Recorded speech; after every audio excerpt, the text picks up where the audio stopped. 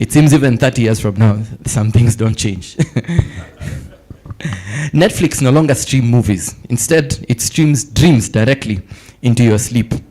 You don't watch that story, you live it.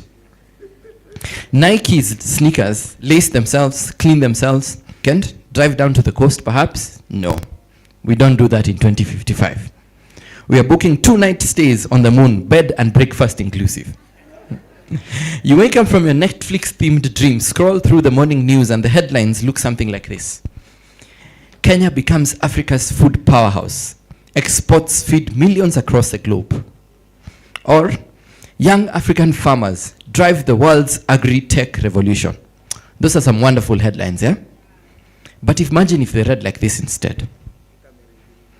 Rural farmers continue to struggle as climate pressures mount. Or this one, food imports soar. Africa's potential remains untapped.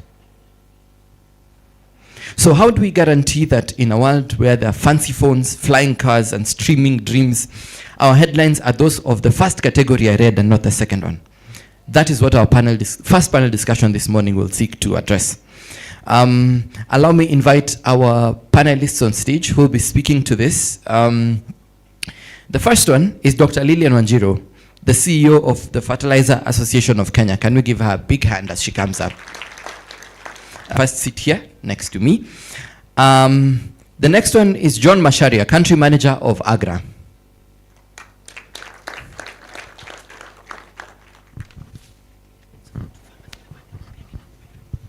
The next panelist this morning is a good friend of mine, Godfrey Kiku, Senior Manager Agronomy, Yara East Africa. Joining us to represent the voice of the farmers are two farmers who we as Yara work with very closely. The first one is Harrison. Harrison, are you with us? Yes, Harrison, karibu sana. Harrison's farm is not too far from here. I've had the privilege of visiting, and he's doing a really, really marvelous job. And the next farmer is Eva. Karibu sana. Let's give her a hand as she comes. Now, moderating this panel will be the wonderful Dr. Winnie Nganga, who will join us up and take it over from here.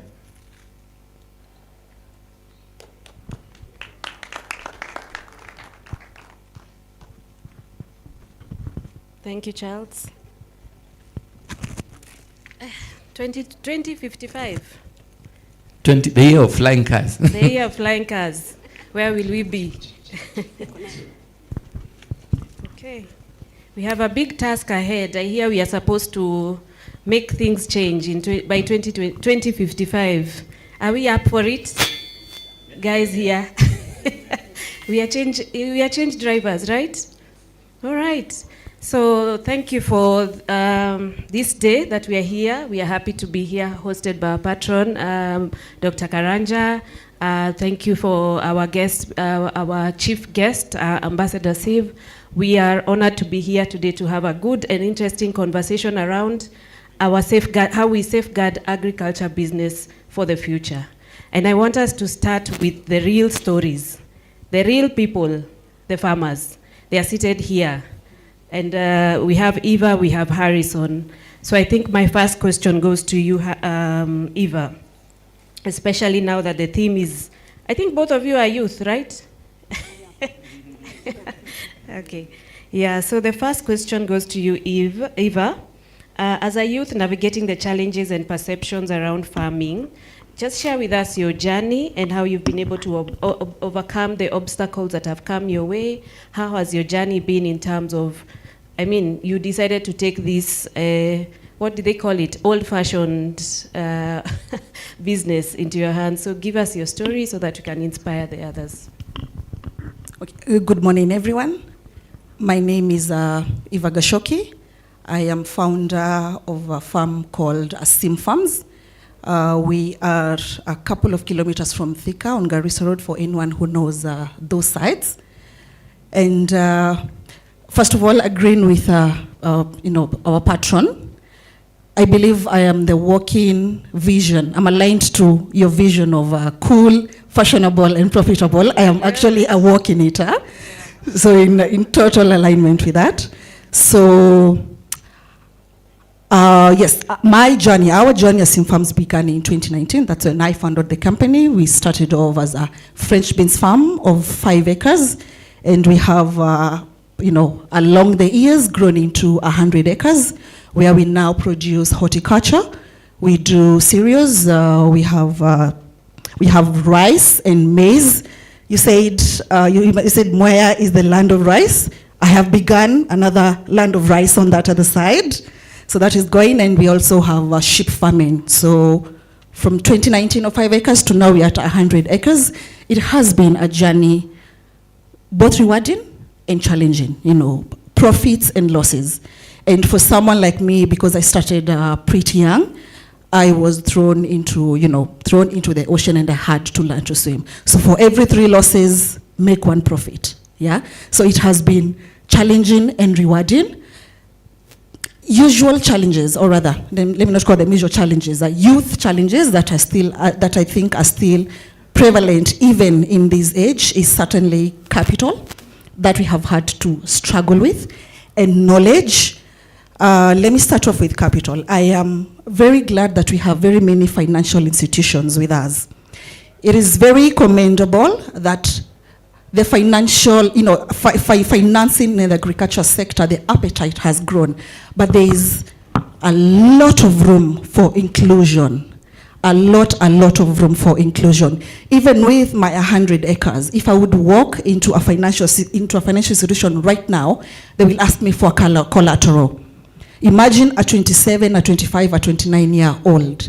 Where are they going to get these collaterals? So we appreciate, it is very commendable that you have, the appetite is growing within financing the agricultural sector, but there is a lot of room, and I challenge all the financial institutions to really rethink and tap into financial inclusion for the youth. If you want it to be the future, capital is key, because without the money, there's no moving forward. But just answering how I have managed to overcome that, because this appetite is just now coming in. Plowing back everything that I get from the farm.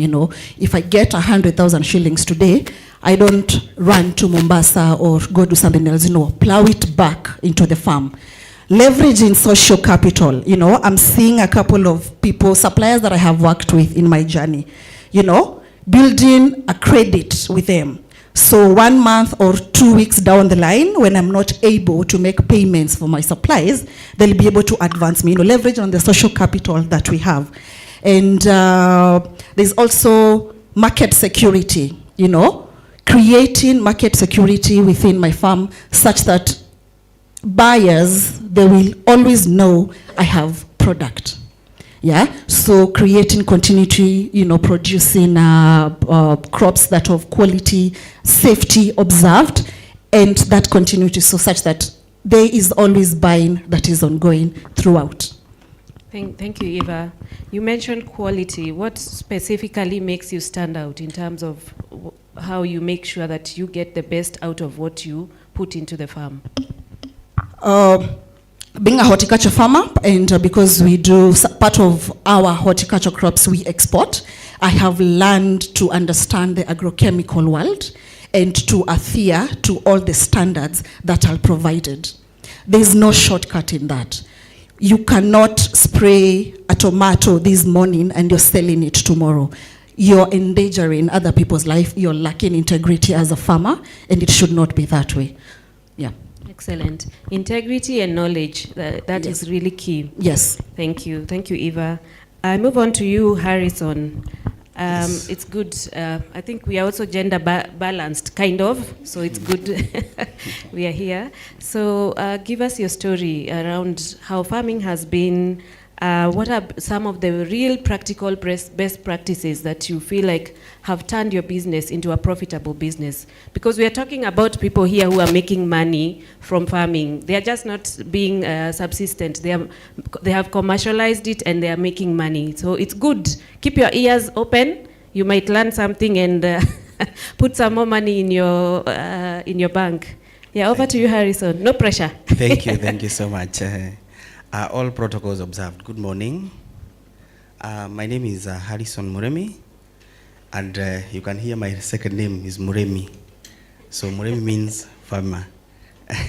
Thank you so much. It's a great pleasure to be here today to share my story as a young coffee farmer. I do coffee farming, and my journey started a long time ago when I finished my high school in the year 2012. I started by planting just 40 coffee stems in my father's land, which was a small land, and they still existence up today. And I think when I was planting, I did not have that a big vision. I was just trying to follow my father's footsteps because I could see my father was a good farmer. I went on with this journey until today. I own a 5-acre coffee plantation, and I've been motivated by what I'm seeing going around the world, that coffee is becoming one of the most traded commodity in the world, I think second from oil. And seeing that, and from the statistics that I've come across, that in Kenya, the gap of production is quite high, because I believe we are, in the world, we are producing around 0.5%. So that tells me that there is a big gap, and it is from that I decided now to put my 2 legs in that sector. 3 years ago, I was introduced to Yara, and since that time, I have seen great improvement in my coffee farming. Those years when I started, I could realize just 2 kgs from every stem of my coffee. And as we talk today, using Yara Coffee Nutrition Program, and also Yara agronomic advices, today there is a record that 1 coffee stem from my farm is producing around 25 kgs. Wow, a clap for that. And he sells in dollars, so you can do conversions. Yeah. We would like to, maybe from this forum, encourage young people out there and tell them that in agriculture there is employment. You don't have to depend on the formal employment so that you get that job. You can go into agriculture and you'll get that employment that you would like to have. Then my journey has not been smooth, because every successful man must go through some hardship. I know that one is evident in most of the stories that we have heard. So to establish a coffee plantation, you require extensive capital. And to me, I have been able to overstretch myself. Going to Equity Bank, KCB, to look for capital. And I've been able to get them, but though there is a challenge, because for people to build trust in you, it takes time. It takes time. But boldly, I will say that stakeholders like KCB and other people, they are doing it, including Yara, which is now my main stakeholder here. I started working with Yara since 2022, and I can say here that the journey is ongoing on well. They started by advising me on what I can do when it comes to soil health, and up to this level, I've been able to manage my soil health. No wonder you are hearing that my 1 coffee stem is producing an average of 25 kilos. I've been motivated by several things several people in the world. You will note that rarely you hear a young person talking about coffee.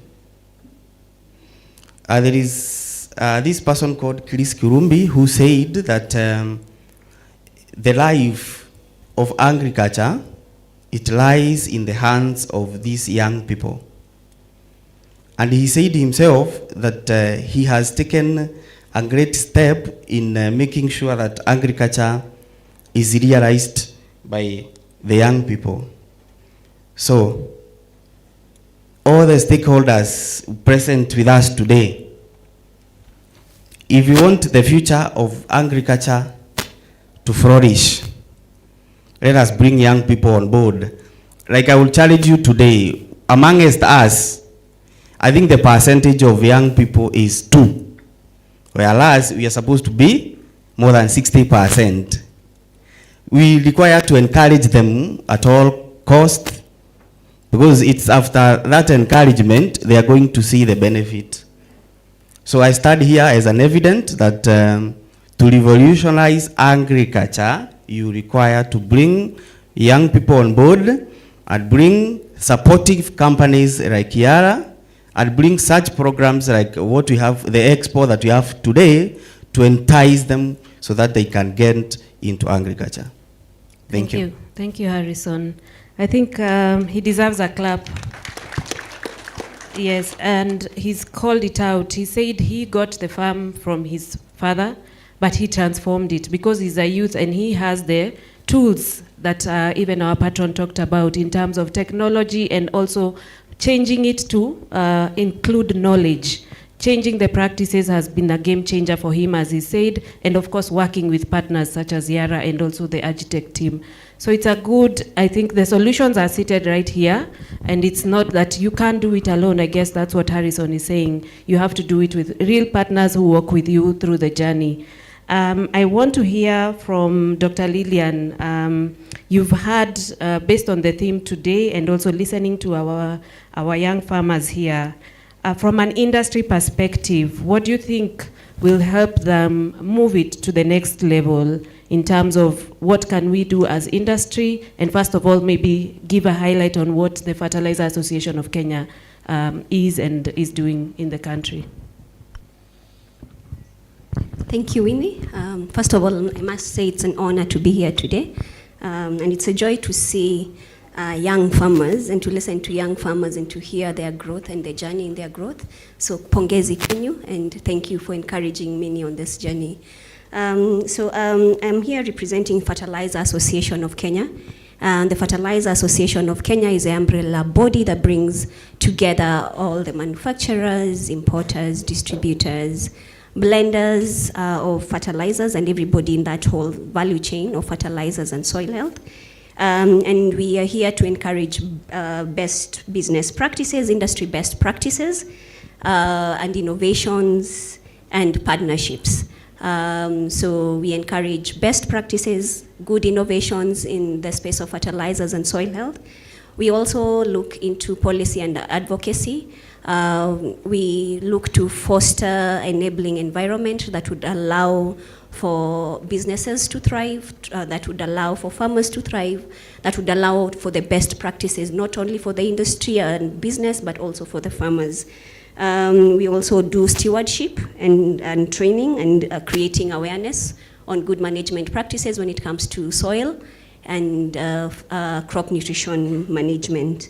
Our motto is feed the soil, feed the crop, and feed the nation. So I'd like to acknowledge that Yara, we are very honored to come and celebrate Yara, who is one of our members, as they celebrate 30 years, but also to acknowledge several members who are here. I think I've seen K Plus here. You can just put your hand up. I think I've seen Lachlan. I see our father of fertilizer, Kemagro. Henry is here with us. And many of them, I think if not all of them, of our members have their stands and their tents out there, so you can feel free to go and visit them and see what that they do. So to answer your question in terms of what we do to help and to, or what even we can encourage young farmers, but also the older farmers, I think farming practices in general. One of the things that we really look into is sustainable production practices. I think we are aware. I mean, if you're a farmer, if you're a Kenyan, you're aware that our production has been going down through the years, and everybody is aware of that. And the question is, why is that? One of the things that we really do foster is to encourage farmers to look into the best management practices. So whether it's soil management practices, good agricultural practices, I think it has already been mentioned there, climate smart agriculture, integrated soil fertility management, because these are the key. Because I believe why we are where we are in terms of productivity is because we've not really taken care of our soils, we've not taken care of understanding that it is our management practices, that we all have a role to play. And that's why we are where we are in terms of productivity, because we've not been taking care of our soils. We've been taking a lot from it.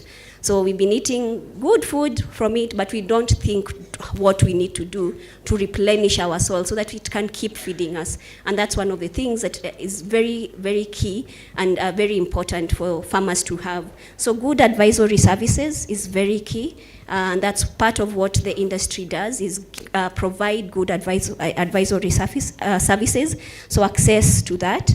I always encourage farmer soil testing is very key. If you want to, I mean, I think people think it's expensive, but it is a very important investment that you need to take.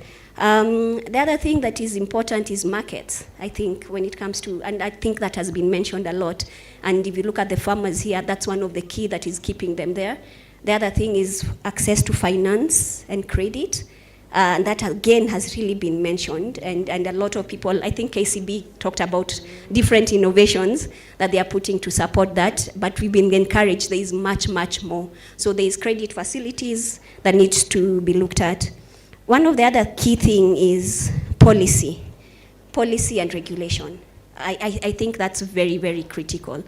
Good policies, enabling policies and enabling regulations that are very supportive, so supportive policy frameworks, one that are predictable and consistent. Because without that predictability and consistency, it's very hard to invest. Because if you're not sure where, I mean, policies around markets, if you're not sure where you're going to sell, why do you even farm?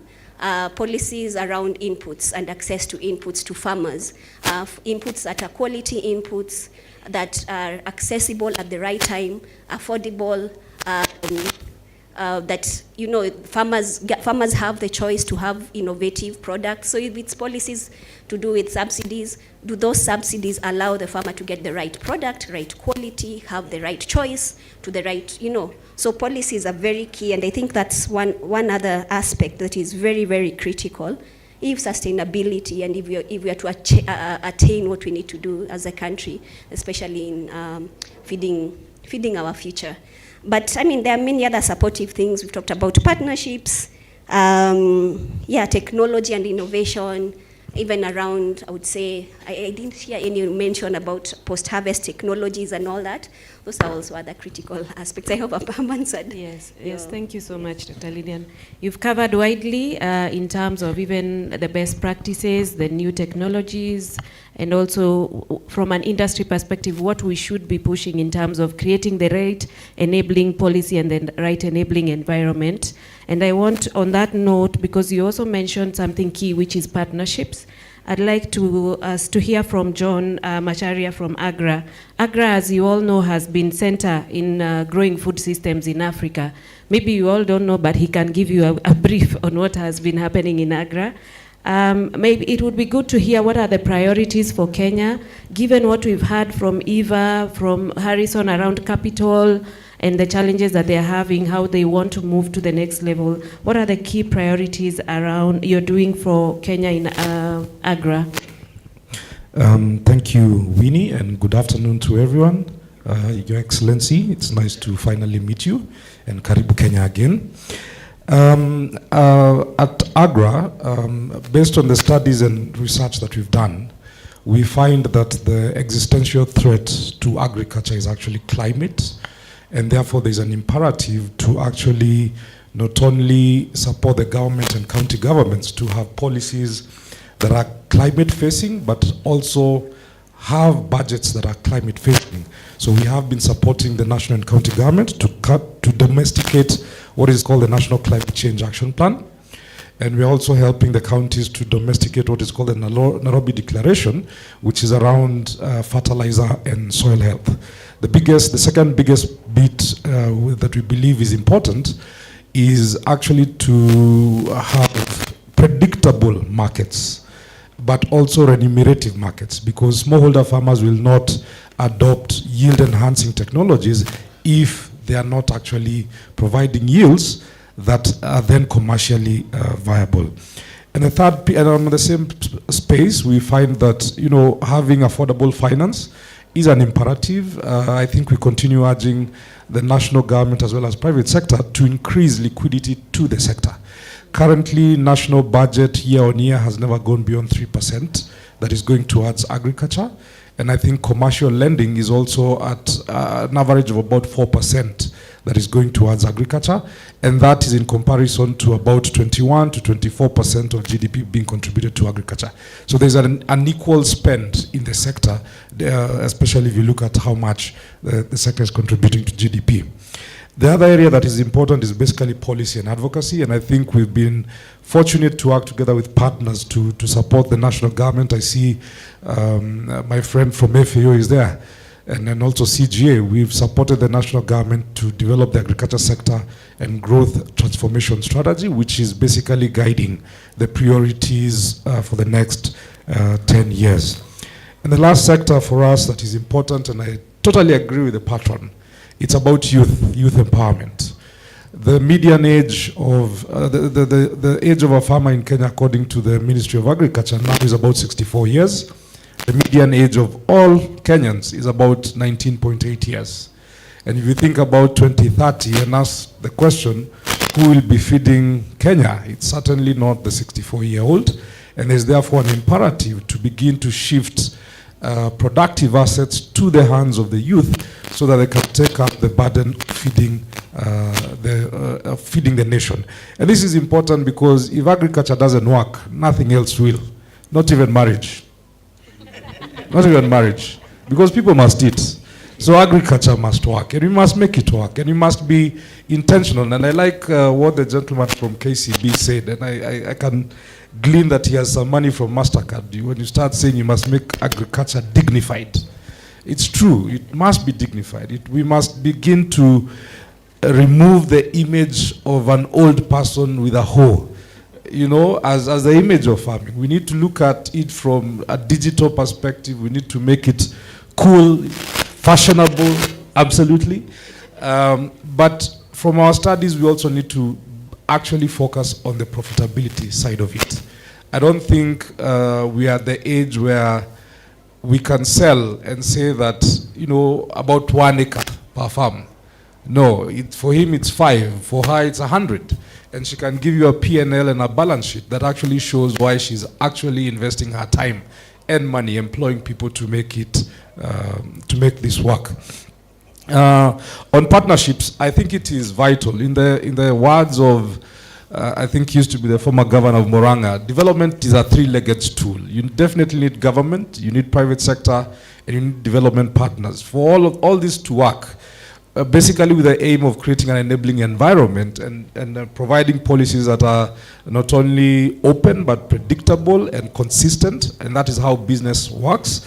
We as AGRA have been working together with the Fertilizer Association of Kenya and Yara, and together we successfully managed to have the e-subsidy introduced. We continue to advocate for an enabling environment for private sector. Together with Yara during the COVID period, I think we distributed close to 13,000 metric tons of fertilizer to no less than 150,000 smallholder farmers. Promote balanced fertilizers in the demonstration plots that we have here. And the last bit I actually wanted to say around climate. The youth are actually saying climate risks are their number one challenge in getting in agriculture. So being able to empower them, and I wish Dr. Gashara was here, is we need to empower the youth to actually understand how to mitigate around climate, because that still remains the biggest risk that agriculture. We are in Moya here For those of you who know the rice fields here, there's the big menace of the golden apple snail, and I think there are natural ways of actually managing it without chemicals. And helping people understand some of these technologies is important to help them mitigate around issues of climate. Thank you. Thank you. Thank you. Thank you, John. And I'll just pick up from your last statement around climate and move it over to Godfrey. We've had some good stories from Harrison in terms of how you've walked the journey with the farmer and moved it to support to profitability. But in terms of knowledge around issues that John has raised, climate problems, the knowledge that the farmers are lacking, what are we doing as Yara to bridge this gap? And it's good to give us real practical examples around that. Thank you so much. I think it's unanimous. The challenge is climate change is a big one. So, Yara, East Africa, maybe just for the sake of everybody, we are turning 30, but as a global company, we actually turned 120 years this year. So, challenges have been evolving. The challenges that we had in the 80s are different from what we had in the 90s, from what we had in the 2000s, from what we have now. And going into the future, there will still be more challenges coming up. Our job is to be future ready. Make sure that we are able to support our farmers in the new reality that is coming up. For a farmer like Harrison, he has he's doing very well, but coffee is not the easiest of crops. For the agronomists out there, problems with perennial crops, they are not solved, a week's intervention. Your tomatoes, they have a challenge, you apply the remedy, a couple of days later, you've probably solved that problem. But perennial crops like coffee, they present serious challenges. Once you have these challenges, it becomes very, very hard. We know that climate, Harrison, is going to be a challenge for you. So what we try to do is to have solutions beforehand. As they emerge, we already have a solution, to be proactive and not reactive. Similarly, what Dr. Lillian has mentioned, soil, our Kenyan soils are pretty degraded, a huge proportion. We know farmers are not capable, not every farmer is capable of going and amending their soils at the same time. It's a cost. The recent government report says that 60% of our soils are acidic, beyond the optimal level. We cannot be able to convert all of that all of a sudden, but as Yara, what can we do to help farmers, keep going under this condition? And this takes a lot of time, a lot of resources, a lot of data to go back and develop solutions. And today, actually, what we have in front of you is evidence of that. This product did not exist 2 years ago, but they are as a result of 5 years of research and data compiling and coming up with several types and see which one works, test it out internally, give it out to our partners in the government for research to test them out, and make sure that it's actually robust enough to solve our farmers' problem. Then the other thing that we've been trying to do is, I know Harrison is not going to go into an old library to look for, agronomy books, look for insights, but he's very good with his phone. He probably spends quite a few hours every day on the phone. How can we use this platform that he already has, that he already uses every day? Every single hour he's looking at it. And what we've done around that is build digital platforms and try to bring everything to Harrison's and Eva's hand.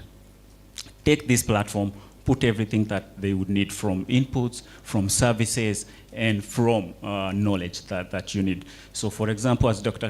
Karanja has mentioned, drone sprays are coming up big, they save time, they are quick, they are more efficient. Through that platform, you can actually go and request these services. Harrison, you're having a challenge with your coffee, or there's some issues or deficiency symptoms that you're not familiar with, go into the same platform, check or request additional advices. And you can always reach through to us through the same platform directly. Maybe to finalize is bringing in people together. We know we cannot do this alone. what Charles was envisioning in 2055, Yara will not be able to do that alone. We need like-minded partners. And I'm so happy, Karanja, the theme is actually in line to this, securing the future of agribusiness. That makes this partnership even more relevant because we are pulling towards the same direction, leveraging on our synergies to be able to support our farmers. And lastly, to all our partners and collaborators, you have been so helpful in doing this. FAK guiding, making sure that the industry, we are doing the right things the right way, and bringing all of us together in the same room to have a conversation, all to the benefit of our farmers. So thank you so much. Thank you, Godfrey, and good work there. I think one last maybe parting shot for each of you. Eva, I'd like to hear from you. Inspire the youth. What if someone really wanted to start tomorrow? What would you advise them to do? Where do they start? I think the very first place to start is with mentality. If it can be done, you can do it. That's really it. If it can be done, you should be able to do it. But now into the specifics of the agriculture sector. Media out here on get into agriculture, you expect to make your quick bucks very faster. So the first thing after the mentality is to come knowing that the resilience you're going to be required of as a farmer is more than the profits you should expect. So many times you're going to be faced with chances to give up. So the resilience should be the thing you tell yourself every day. Then number two, just borrowing on what my co-panelist has said, is with respect to soil testing. In as much as, yes, there is the obligation by stakeholders and service providers to find ways that can assist farmers, this also speaks to the farmers that there's no shortcuts. So you actually have to budget that 6,000, 7,000 shillings for your soil test. Because if you do that shortcut, your soil is probably high in nitrogen. If you come and fill in with more nitrogen, it's going to bring more disadvantages than benefits. So really, there's no shortcuts. In as much as it's a high price, as a farmer, you have to make that budget allowance, for yourself. Yeah, and finally, agriculture is scalable. In so many ways, it is scalable in so many ways, from crop production, there is agri-technology, there is services, value addition, processing, hydroponics recently, the emerging ways of farming. Agriculture is highly, highly scalable and very profitable. Yes. Excellent. Scalable, profitable, and I think exciting, because if it's scalable, it means there are so many options, I think, which the youth will be happy to join into. I think she deserves a hand of applause for that. Yeah, and as she said, just do it, right? Yeah. Over to you, Harrison. A parting shot, maybe to the audience. Thank you. I would just like to encourage to get started. The key thing is to start. No matter how small you start, you just do what? Start. Youth tunasema itajipa. So just start na Mungu atakuwa hapo mbele na itajipa. Asante. Thank you, Harrison. Godfrey, what is our commitment as Yara in terms of starting together with the farmers and moving the journey together? Our commitment, as always, we will keep growing the knowledge. We will keep delivering quality inputs. We will work hand in hand.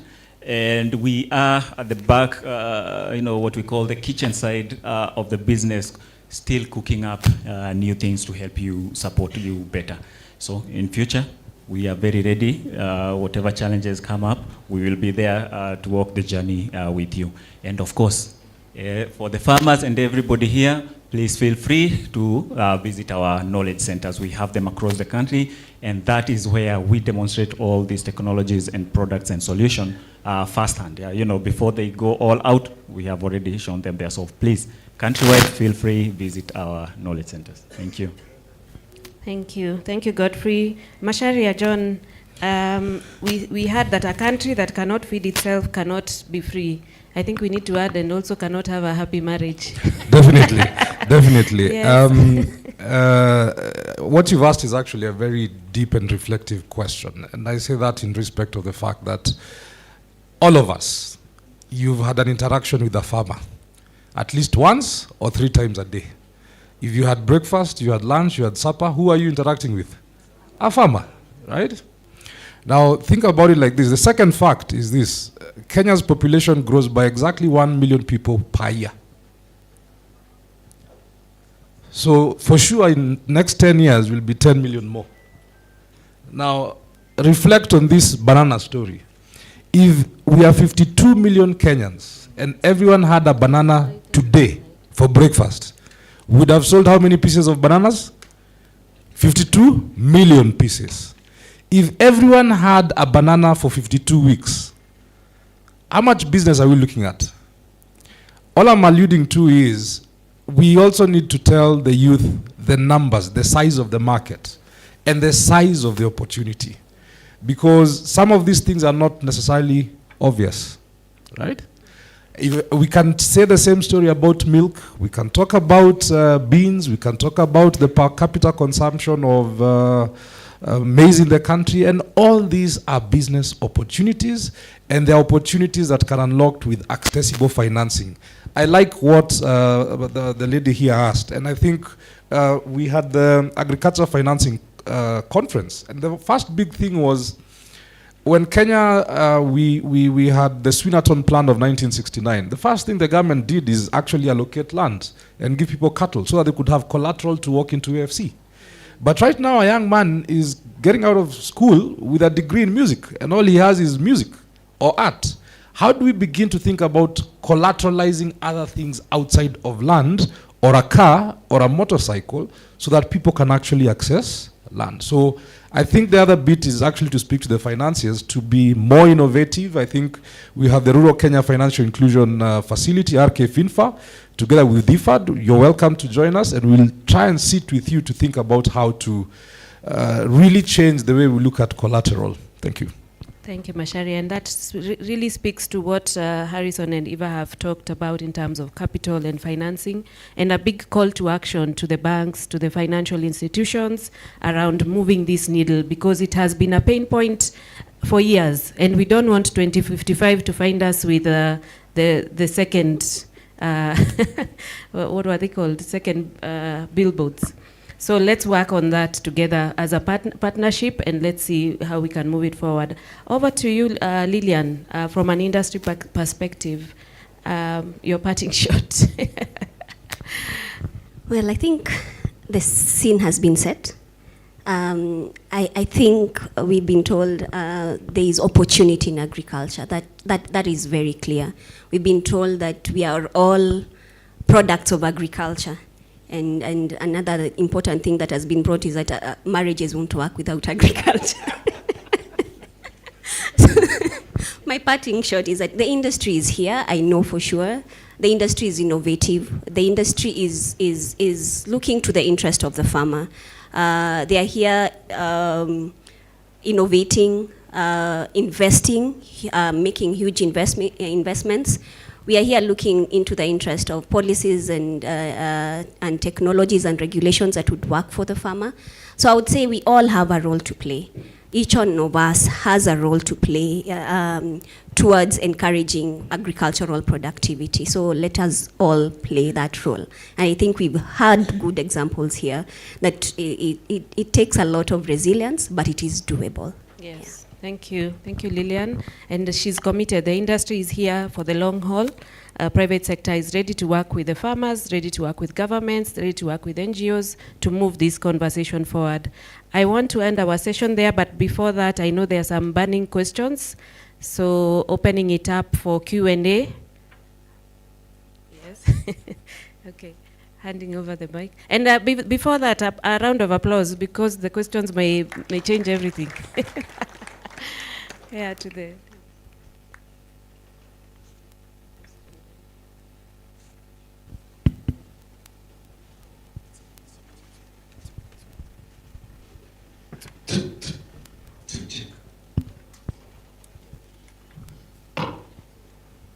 Thank you very much. I would like to stand at the podium here. Good afternoon, everyone. My name is Charles Otieno Aoko. I'm an agronomist by profession. I'm a technical manager with the Chemagro Limited. We deal with fertilizer. Thank you very much, the panel, for whatever you have said is true, and we really appreciate. As an agriculturalist, I would like to say that all these things concerning agriculture must be looked at in a holistic manner, covering all the sections from production to including the value chain. Without fertilizer, the crops will not grow. Without finances, you will not even start commercial farming. What my friend, director of KCBs told us is very true. You people must provide money for the farming to take place. Now my question is directed to the KCB gentleman. Eva said a very critical question here. Climate is the one of the most difficult things that makes the youth not even start. Because the youth may be having ideas, they wanted to farm. But how do I do it without money? Now, there's a critical question and a collateral which I think the financial institutions are trying to sweep under the carpet. It won't go. Land is one of the most valuable assets we have. Why is it that the financial institutions don't value the land? If I is having 100 acres, that question I asked one of the KCB guys last week, was why? Why is it that when a farmer comes with the mention that I have land, why don't you take that land of his as a collateral? Land has got value. So the land Eva was talking about has got value. 100 acres of land of Eva, if you value them, how much will it be? It's a very big collateral. So I don't call them poor farmers, I call them resourceful farmers in the rural area. The only asset they have, and which is a very important collateral, is land. Am I right or wrong? 99% of our farmers have got land as their collateral. Why can't the financial institution take land as a collateral? A very strong collateral. If a group of farmers unite in a location, you may find they are having more than even 150,000 acres. And when you go to the financial institution, they tell you we don't value those land. They want land which has already been developed with the rental buildings, which is the land which they value. What about the commercial agricultural land which is lying there idle? The only thing that the farmer is lacking collateral to give to the financial institution. I challenge KCB and other commercial banks to consider land as one of the collaterals. With that, the farmers will move on because land is there in plenty. And then if it's used as a collateral, most of the youth you are talking about will start farming because they can inherit land from their fathers. Yes, thank you. And forefathers. Thank you. Thank you. Thank you. I think he has spoken very clearly about the issue on financing, and I know there's a lot happening within the banking sector, the financial institutions, and I think we heard clearly from John around the solutions on financing and the other options that could be available. So I don't know whether you do, I think there's another question there before, which bank wants to respond? All right, so good afternoon. My name is Samuel Nemasia. I work with GAZ, a great partners with Agitech. So I think for me, I love what I'm seeing here.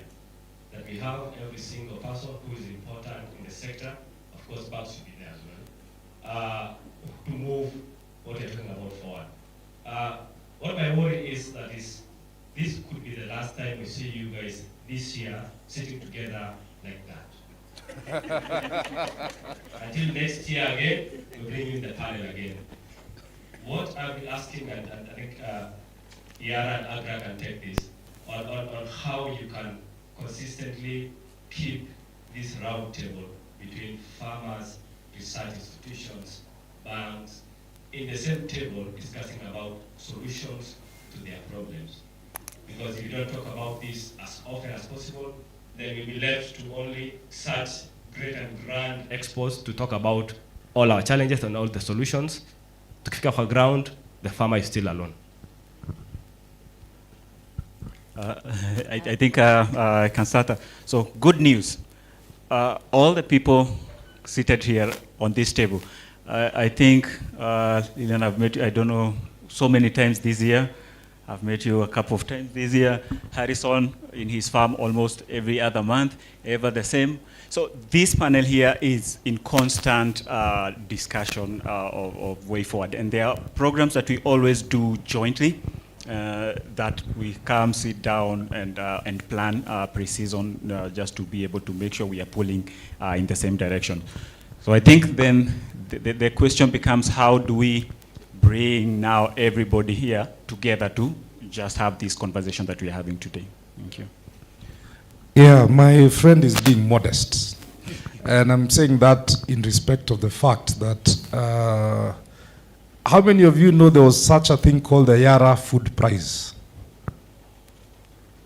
Yeah, there's actually a continental award that used to be called the Yara Food Prize. That is now the Africa Food Systems Food Prize. And that prize is always provided between, actually Agra started what is called the Africa Food Systems Forum, picking up from what Yara had started in the Yara Food Prize. And together we actually host an annual forum where we bring together private sector, we bring together government, farmers, civil society to discuss issues of agriculture. The last forum was in Dakar, Senegal, and it brought together almost 5,000 youth, because youth was also the conversation. Beyond that conference, we've always supported the Devolution Conference, I think, for the last 11 years now. And this year's theme was about social justice and inclusion, and we actually hosted the youth forum so that we talk about agriculture. So this panel, as you see it here, maybe I've met the two youth today, but we regularly meet just to discuss how we are going to go and engage, and now together with Ambassador Siv, how we are going to be engaging with the national government to make youth engagement and empowerment an intentional, not a consequence of things. It needs to be an intentional thing. Thank you. Yeah, very good question. And it's not only discussion. I think the bigger challenge is moving discussions to action, which is something I know we are all working towards and have the intentions to working towards. I think I'll just take the last question. Yes, the lady at the back.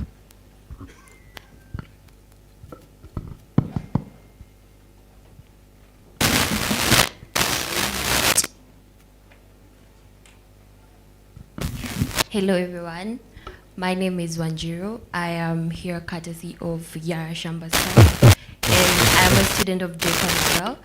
My question goes to Masharia. You have talked about youth involvement and how imperative it is to be involved. And my question would be, what are you as Agra doing? Do you have any programs for the youth to be more involved? And in what ways are you contributing to changing the perception of agriculture among the youth? Thank you. Okay, I think I set myself up for that question. But thank you for the question. As a matter of fact, we have a MasterCard funded program called YEFA, and it aims to actually impact about 10 million youth in about 15 African countries, Kenya included. We have a program called Value for Her, which is specifically speaks to gender issues that impede women from getting into agribusiness. Together with that, we actually run what is called the Go-Getters Challenge Fund. And the winner of that, who is always a youth, gets to walk away with about $50,000 as an award to support your business venture. So there's quite a bit. You can visit our website. You'll get to learn what Agra is doing around the youth and women space. Thank you. Oh yes, and there's a leadership. It's called Color. It's called Color. We have a leadership program, basically aiming at empowering different youth categories to take up different leadership positions in the agricultural space. Thank you. Thank you. I think then that wraps up our session. A big hand of applause to all of us. Yes? The bank.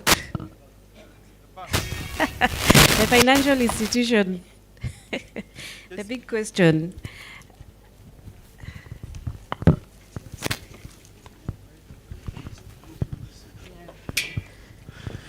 You know, the beauty about being a financier, people must talk about you, so that's a good thing. So I think to my friend's concern in terms of collateralization, I'd like to get the specific issue, because normally, and I think most of us here are KCB customers, I would be very surprised if you came and we said that we cannot take land as collateral. The only challenge that could be there, and I think we all know, is that if, let's say, it's communal land, well, the community owns the land and there are no documentation, then of course there is no collateral to take in that situation. That's number one. However, and I was just discussing with my colleague here called Munyao, because he's deeply in the foundation, is that we also go over and above, not just looking at the land itself, because if you have off-takers who you've signed contracts, forward contracts where they guarantee off-take of produce, against that document, we can be able to leverage on that, discount it and give you money, okay? So that is already happening. And I would like you, maybe as we break for this session, we look at that individual situation where the bank said that they can't take your land as collateral. Because for us as KCB, and I'm sure you know, is that for every DC office, there's a KCB branch. So in other words, we can take collateral in Marsabit, Namanga, Kwale, you know, unless there's a dispute in that property. But unfortunately, and I can't speak on behalf of other banks, because some are a bit choosy. Some banks will take in major towns, like let's say here, Kutu's in the town. So I can't speak on behalf of other banks, but I think at KCB, mine is very simple. In the break-off, let's look at that particular situation. And if you have that branch manager, or anyway, that's on a light note. But all in all, and I think I resonate with the people here. In fact, Masharia, we are working closely, and it's a joint effort just to see how we can be able to push this thing forward. And I'm sure, as you know, KCB ni banki yako. So kuja tufanya kazi. Anyway, for the Norwegian teams, we are saying that KCB is their bank and they are always supporting us. So asante sana. Thank you very much. Can we give a big hand to all the questions that we've gotten? I think we've gotten very hard questions, which is a good thing. So let's give a hand to all the daring ladies and gents who have asked questions. And a big hand for our panelists. I have gifts for you guys, and I'd like to ask Nina to come and give the gifts, hand the gifts to our panelists. Lillian, Lillian, I think we have gifts for you, except Winnie. Winnie, you can come stand with me. as you award our panelists. Yeah, let's just. Yeah. Maybe. Yes, karibuni sana. Kudumu wetu tekniki ya tomuha.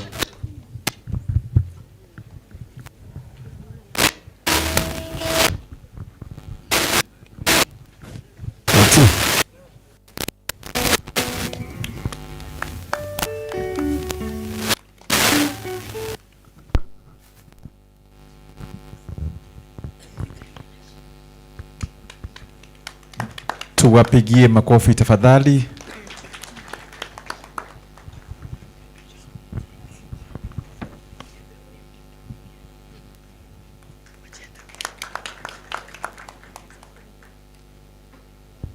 Okay.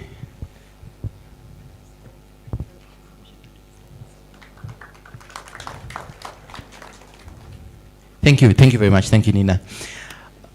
Good, let's move on. Now the year is 1994.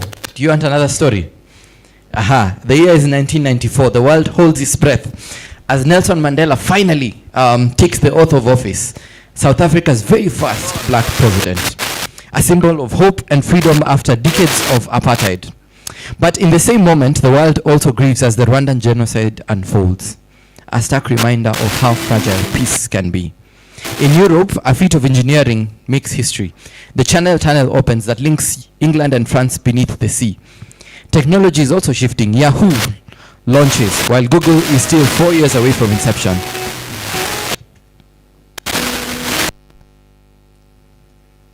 In Japan, Sony is releasing its very first PlayStation. Remember, in 1994, sparking a revolution in how we game. And somewhere in a small garage, somewhere in Seattle, a young Jeff Bezos is stacking boxes for his new online bookstore. I doubt if that happened in 1994.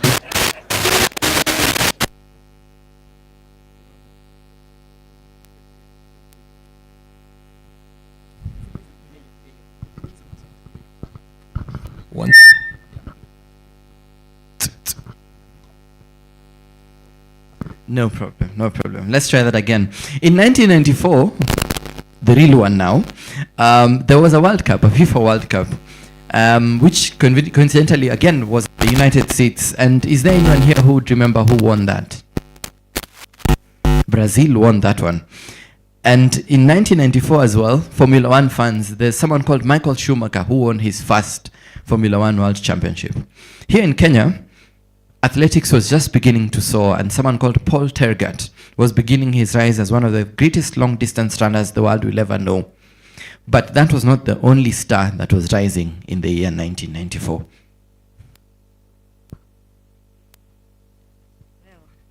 Nice. I think you forgot to mention something was happening in NASA. There were scientists who had just discovered a new galaxy 1.5 billion years away in 1994. So a lot was happening in 1994. Where were you in 1994? Were you in employment? A show of hands? Maybe ladies, you can lie. It's okay. Yeah, so a lot was happening in 1994, but in Kenya, something remarkable was happening. Henry, I know you'll give your story where we were in 1994. Yes, in Kenya, something remarkable was happening in the agriculture space. Yara, a Norwegian-based company, was getting its first footprint, not on the moon, but in Kenya, where the soil holds promise and the farmers hold the future. Yara was first registered in December 1994 as what was famously known as Chapameli. We'll get to hear a little bit more around the history. But what began as a local initiative has grown into Yara East Africa Limited, a regional powerhouse serving both Kenya and Uganda.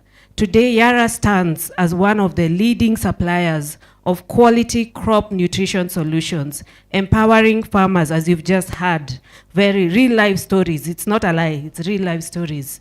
Empowering farmers and increasing productivity across the region, one farmer at a time. Today, we don't just mark the milestone, we celebrate 3 decades of transformational agriculture. Yara's journey in Kenya has been one of impact, has been one of innovation and resilience. Ladies and gentlemen, welcome to the celebration of Yara at 30. Now, to truly appreciate the impact and what our journey has been over the last 30 years, we sought to hear from the voices of people who embody this impact from all the way back then. And our very first voice is the voice of a young person again. This is the voice of my friend Ronald, who will be speaking on behalf of fellow youth like him, and as part of a program we called the Shujaz program. I think he'll probably touch on what this means and just what kind of an impact this has had. We can give him a hand as he comes out. Thank you very much. I don't know why farmers sound or look as if you guys are dull. If this is the face of agriculture, I don't want to be in agriculture. So if you don't give me a smile, I'll get off agriculture now and go back to my petroleum engineering. Anyway, ladies and gentlemen, good afternoon. Good afternoon. I promise you, you will have lunch. Good afternoon. Yes, my name is Ronald Dianga. Very privileged and really honored to be here. I think this is a really, really great day for us as farmers, but more importantly, for Yara as a partner. And so I am proudly to say I am a farmer. Do I look like a farmer? I am a youth. Do I still look like a youth? I'm sure Mashara is wondering, this guy has been youth forever. Yeah, but I'm proudly a farmer. I'm proudly also a Yara Shuja.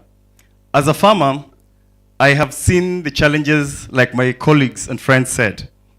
But I want to also speak to my friends and my fellow youth.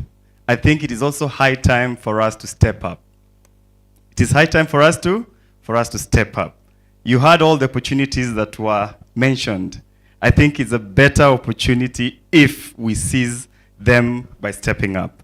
Reflect with me on my journey as a young farmer, but also as an agripreneur. Because the reason why I have put a tree is because I have found a livelihood in agriculture.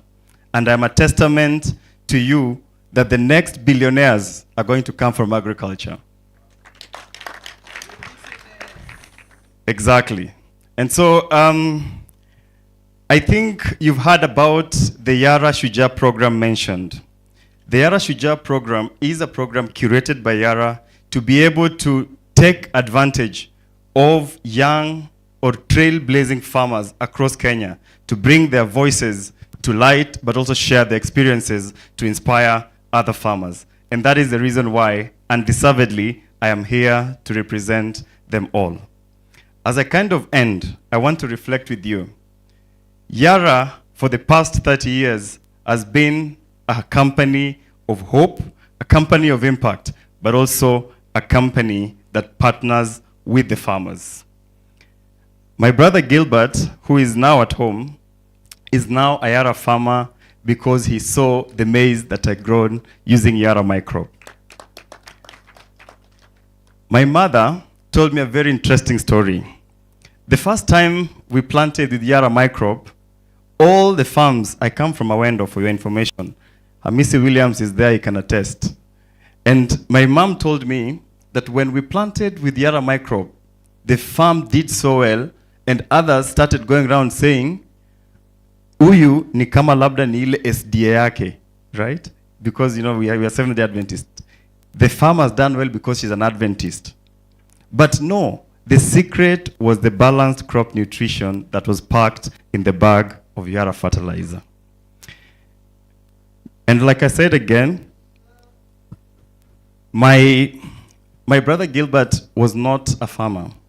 But the reason why he took up farming is because he saw